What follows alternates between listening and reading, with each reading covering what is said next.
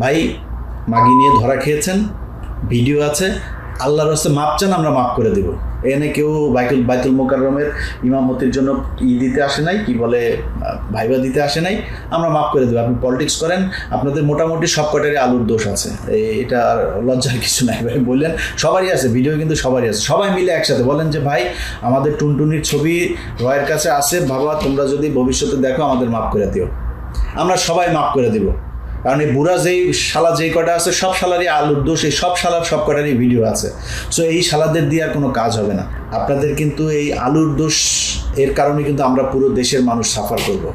সালাউদ্দিন ভাই, আপনারা নিয়ে আমার কোনো ক্ষোভ নাই, আপনার সাথে আমার ভালো সম্পর্ক ছিল, ভালো সম্পর্ক থাকবে, কোনো সমস্যা নেই ভাই। আপনি বিপদে পড়ছেন, আপনার কাছে অনুরোধ, হয় রাজনীতি থেকে সরে যান অথবা সবার কাছে মাপ চান যে আমার টুনটুনি ভিডিও আছে, আমি আপনাদের সাথে মাপ চাচ্ছি, ভুল হয়ে গিয়েছে, আর ভুল করব না, করলেও কেউ যাতে রেকর্ড করতে না পারে সেই ব্যবস্থা করেই করব। সাবধানে করেন, যেখানেই করেন চিপা চাপায় নিজের আওতার ভেতরে করেন। বিএনপির একজন স্থায়ী কমিটির সদস্য জনাব সালাউদ্দিন, আপনারা জানেন যে সালাউদ্দিন আহমেদ তিনি দীর্ঘদিন 10 বছর তিনি ভারতে ছিলেন। এই ভারতে থাকাকালীন আমরা মনে করি 1975 সালে ভারত শেখ হাসিনাকে নিয়ে যায়, সেখানে নিয়ে 6 বছর তাকে ট্রেনিং দেওয়া হয় এবং 1981 সালে তিনি আবার তাকে দেশে পাঠানো হয়। তারপর থেকে এই বাংলাদেশের যত অলক্ষী যা আছে সব কিছু এই দেশের উপরে ভর করেছিল এবং সবশেষ এই দেশটাকে ভারতের হাতে তুলেই দিয়েছিল শেখ হাসিনা, যার পুরো নজির আমরা গেল 15 বছরে দেখেছি। তো একই ধরনের ট্রেনিং এই সালাউদ্দিন আহমেদকে দেওয়া হয়েছে বলে আমরা মনে করি। সালাউদ্দিন আহমেদ কখনোই গুম হন নাই। সালাউদ্দিন আহমেদ ভারতের রাষ্ট্রীয় অতিথি হিসেবে সেই দেশে গিয়েছিলেন, সেই দেশে তাকে 10 বছর ট্রেনিং দেওয়া হয়েছে এবং এই যে আজকে যেই বাংলাদেশে রয়ের যেই ক্রাইসিস, তাদের যেই একটা ভ্যাকিউম তৈরি হয়েছে, তাদের পক্ষে আওয়ামী লীগের লোকজন তো আর এখন নাই, তো নতুন করে কারা কাজ করবে? এই কাজ করার লোক হিসেবে তাকে যাতে নিয়োজিত করানো যায় সেই কারণেই তারা তাকে 10 বছর রেখেছিলেন এবং সেখানে তিনি ট্রেন্ড আপ হয়েছেন। এবং আসার পরে আপনারা নিশ্চয়ই দেখেছেন যে বেয়াদবের মতো ডক্টর মঈন খানকে টপকে তারপরে আপনার মাইক নিয়ে তারপরে তার কথা বলতে হবে। এই কথা তার না, এই কথা তাকে বলতে হবে। কারণ কি?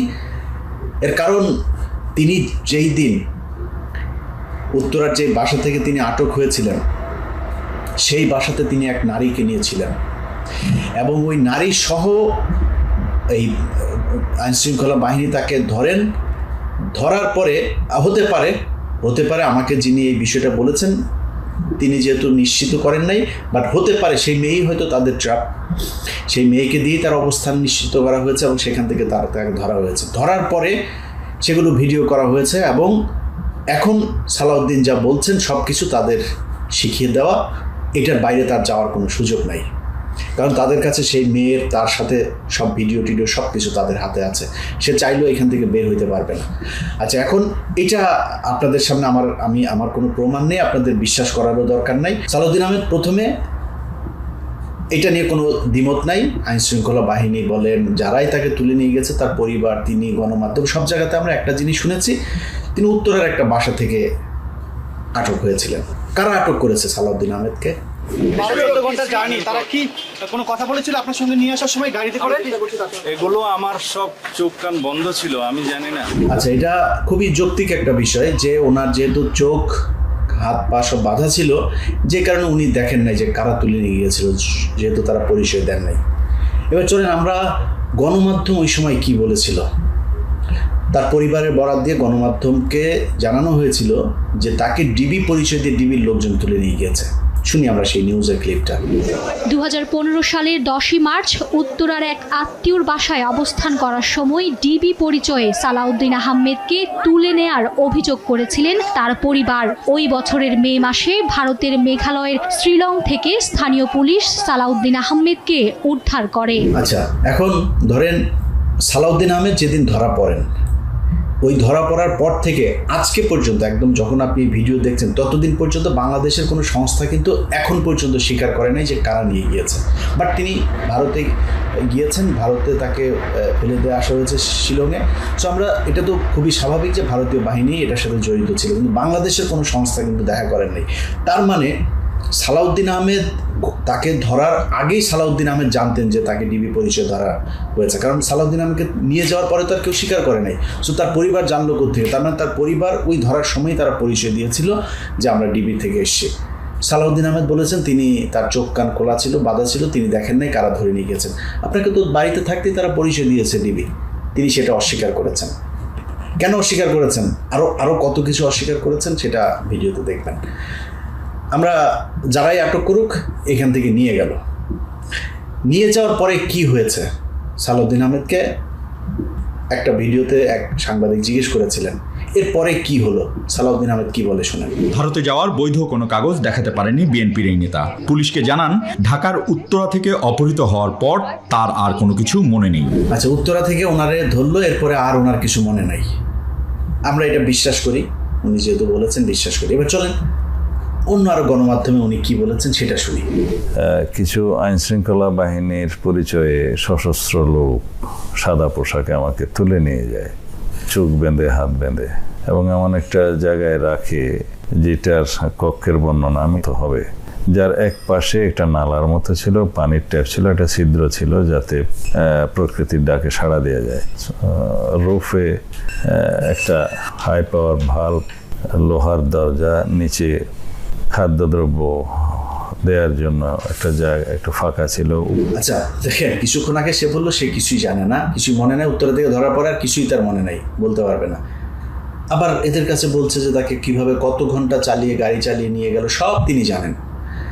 এই জায়গাতেও সমস্যা আছে। ধরেন আপনি যদি, যখন একদম ট্রাফিক নাই, তাকে মেঘালয় রাজ্যের রাজধানী শিলংয়ে পাওয়া গেল, তো বাংলাদেশ, তারা তো হেলিকপ্টারে নিয়ে যাওয়া হয়নি, গাড়িতে বাই রোডেই তাকে নিয়ে যাওয়া হয়েছে, নিজস্ব গাড়িতে, একদম যখন ট্রাফিক না থাকে ওই সময় যদি নিয়ে যাওয়া হয়।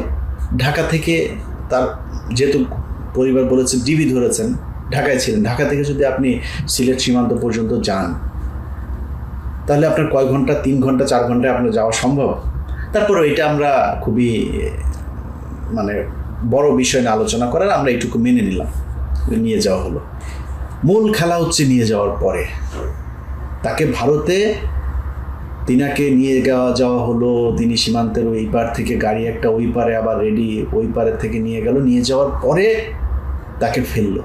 তারপরে কি হলো? শিলংয়ের একটা জায়গা, চোখের কাপড় খুলে দেখলাম একটা সাদা জিপ গাড়ি চলে যাচ্ছে। কথাবার্তা শোনা হয়তো আমাকে মনে করলাম আমি মানসিক ভারসাম্যহীন, আমার কথা হয়তো তাদের বিশ্বাস হয় না, আমার পরিচয় তারা হয়তো বিশ্বাস করতে চায়নি, জামা কাপড় দেখে, আমার অবস্থা দেখে। তখন তারা আমাকে একটা মানসিক হাসপাতালে নিয়ে গেল।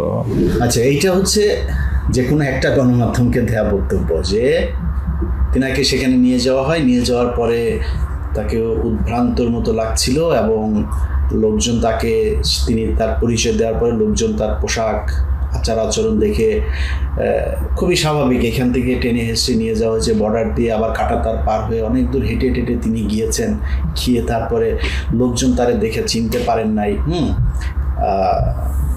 তাকে মানসিক হাসপাতালে নিয়ে ভর্তি করেছেন, রাইট? এটাই তো বললো, তাই না? শুনলেন, গাড়ি থেকে নামার পরে তিনি, গাড়ি থেকে মানুষজন আসলো, এসে তারপরে তার হাত পা চোখ টুক খুললো, খুলে টুলে নিয়ে মানসিক হাসপাতালে নিয়ে গেল। বিশ্বাস করলাম এইটুকু। এবার চলেন আরেক জায়গায় কি বলেছে সেটা শুনি। যখন ওখানে ফেললো তখন আমাকে ওরা বললো যে ইউ আর ফ্রি নাও। তা আমি চোখ খুলে দেখলাম একটা আমার সামনে দিয়ে ওই গাড়িটা চলে গেল, সাদা একটা জিপ। তো পুলিশ এসে আমাকে নিয়ে গেল, ওখানে ভ্রাম্যমাণ পুলিশ টিম ছিল। তারা প্রথমে আমার শারীরিক অবস্থা, জামা কাপড়ের অবস্থা দেখে, আমার কথাবার্তা শুনে তারা আমাকে একটা হসপিটালে নিয়ে গেল, সিভিল হসপিটাল নাম। একটু আগে কি শুনলেন? ওনাকে মানুষজন এসে উদ্ধার করলো, কথাবার্তা বিশ্বাস না করে মানুষজনই নিয়ে গেল মানসিক হাসপাতালে। এখন আবার কি হইল? এখন আবার পুলিশ আসলো, পুলিশ এসে পুলিশ স্টেশনে নিয়ে গেল, তারপরে নিয়ে গেল হসপিটাল, মানুষজনের কোনোই নেই। আচ্ছা, আরেকটু বক্তব্য শুনি, আরেকটু ইন্টারেস্টিং বক্তব্য আছে, সবচাইতে গুরুত্বপূর্ণ বক্তব্য যেটা, ওনাকে গাড়ি থেকে নিয়ে যাওয়ার পরে মানে নামানোর পরে কি হলো, একদম সাথে সাথে কি হলো শোনেন একটু। 5-6 ঘন্টা জার্নি করি একটা গাড়িতে করে, ওই একই চোখ বাঁধা হাত বাঁধা অবস্থায়। তা আমি চোখ খুলে দেখলাম একটা আমার সামনে দিয়ে ওই গাড়িটা চলে গেল, সাদা একটা জিপ। আর আরেকবার এটা আমরা আরেকবার শুনি, এই কথাটুকু আরো একবার শুনি। 5-6 ঘন্টা জার্নি করি একটা গাড়িতে করে, ওই একই চোখ বাঁধা হাত বাঁধা অবস্থায়। তা আমি চোখ খুলে দেখলাম একটা আমার সামনে দিয়ে ওই গাড়িটা চলে গেল, সাদা একটা জিপ। আচ্ছা, এই যে বক্তব্যটা দুইবার শোনার কারণ কি জানেন? ওনার হাত বাঁধা, চোখও বাঁধা। আচ্ছা, হাত বাঁধা, ওনাকে ফেলে দিয়ে গেল, তা আপনি চোখ খুললেন কেমনে? আপনার হাত তো বাঁধা, হাত দিয়ে তো আপনার চোখ খুলতে হবে। আপনি হাত বাঁধা, আপনি চোখটা খুলে ফেললেন, এটা কি সম্ভব? এইভাবে পুরো এই যে গুমের ঘটনায় সব কিছু মিথ্যা বানোয়াট কল্প কাহিনী সাজিয়ে নিজে ভিকটিম রোল প্লে করেছেন। পুরো ঘটনাতে তিনি এই যে ভিকটিম সেজেছেন, তিনি আসলে কিছুই না। বিএনপির যারা সালাউদ্দিনের হয়ে তারপরে আমাদের ছবি দিয়ে ঝাড়ু মিছিল, জুতা মিছিল টিছিল করেছেন, ভাই আপনারা নিয়ে মানে আলোচনা করা, আপনার নিয়ে কথা বলার ওই সময় সুযোগ কোনোটাই নাই, সব বলাও যাবে না। আপনি ভাই ছাগলের 3 নম্বর কা বাচ্চা, আপনি যেটা করবেন ওইটা দিয়ে আমার যাবেও না, আসবেও না। আপনার নেতারও আপনি বাঁচাইতে পারবেন না। আপনি এগুলি করে চামচামি করে নিজের ওই আলু রুটি চাল টাল এই হাবিজাবি যেগুলো আসে, পিডিএফ কার্ডমার্ট, ভিজিএফ কার্ডমার্ট আছে না, এগুলোর একটু ভাগ টাক পাবেন, চান্দাবাজি করার সুযোগ পাবেন, গার্মেন্টসের ঝুটমুট হাবিজাবি এগুলি নিতে পারবেন, এগুলি পাবেন। তো এগুলির জন্য আপনি আপনারটা করেন, কিন্তু আপনি যিনি বিএনপি করেন, আপনি যদি আমার শত্রু মনে করেন সেটা একান্ত আপনার ব্যাপার। আপনি আমার বন্ধু মনে করেন, এটার জন্য আপনার যায় হাতে পায়ে যায় ধরবো, আমার দরকার নেই। কিন্তু আমরা বিএনপির বিরুদ্ধে না। বিএনপিকে যারা ভুল পথে নিতে চায়, বিএনপিকে যারা ভারতের ক্রিয়ানক হিসেবে ভারতের হয়ে কাজে লাগাইতে চায়, আমরা তাদের বিরুদ্ধে, এবং তাদের বিরুদ্ধে কথা বলেই যাও। এটার জন্য বিএনপির সব যদি আমার বিরুদ্ধে যায়, আল্লাহর রাস্তায় মাফ করে দেন, কিছু করার নেই। আমার এই জায়গায় আমি আমার বাপেরও ছাড়বো না ভাই। আমি জানি সালাউদ্দিন ভাইয়ের সাথে ভালো সম্পর্ক রাখলে আমার নিজের ব্যক্তিগত অনেক সুবিধা টুবিধা হইতো। I give a sheet. এই জায়গায় কোনো জায়গা থেকে কেউ আমার এক চুলও নড়াইতে পারবেন না। আল্লাহ হাফেজ।